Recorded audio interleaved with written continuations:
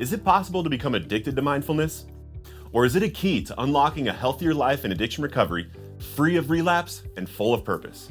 This video explores the potential of mindfulness as a transformative tool in your addiction recovery, offering insight into common practices and the impact mindfulness has on the brain's reward system we created and damaged in our addiction.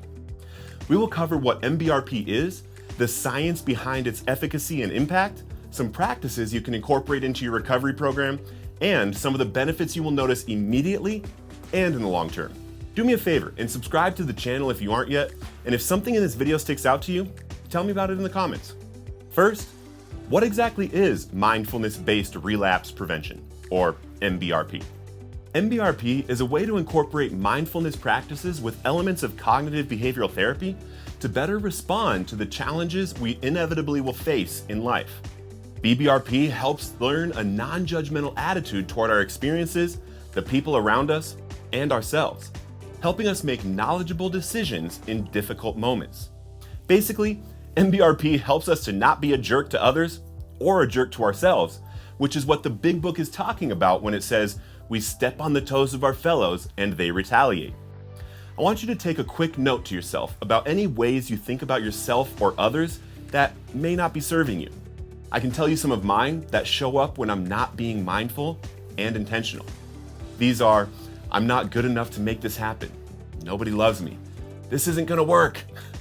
When I recognize these thoughts, I know it is time to do some of the mindfulness exercises we're gonna cover later on in this video. It is literally crazy how quickly these things can disappear. The free relapse prevention worksheet in the notes of this video gives a place to write these positive affirmations for addicts in recovery, as well as a few other mindfulness practices that can help you along your recovery journey. Recognizing some of your thoughts to trigger you to get mindful is really helpful in this process. Now, let's talk about science. Neurohighways in our brains were created during our addiction that took us from point A, I want drugs, to point B, compulsive seeking and doing whatever it took to get drugs, to point C, an artificial dopamine rush from whatever drugs we were using that our brains saw as a reward. This brain-firing reward system built on compulsion is one of the simplest ways to explain addiction. Our brains were literally wired to need that dopamine to survive, or so we thought. In our recovery, those highways don't go away, but the vehicle we take on them can be changed. Our brains can be repaired from the damage done to them. Our reward system can be retrained to enjoy all the amazing things life has to offer. And mindfulness-based relapse prevention practices help us enter a neuroplastic state where the brain is literally repairing itself real time. Now let's cover some MBPR practices you can start implementing right now in your life that will change your overall happiness and well-being. One of my favorites is breathwork or breathing exercises. One I like a lot is to close your eyes, cover one nostril, and take a deep breath in through that one side. Hold for 1, 2, 3, and exhale through that same side. Hold for 1, 2, 3. Switch nostrils, deep breath in, 1, 2, 3. Exhale out, 1, 2, 3. And switch nostrils again. Do this for 15 to 30 rounds and notice how you feel at the end. Another great simple breathing exercise is to sit on the edge of your bed or a chair. Close your eyes and have your head hang a bit as you take a deep breath in through your nose.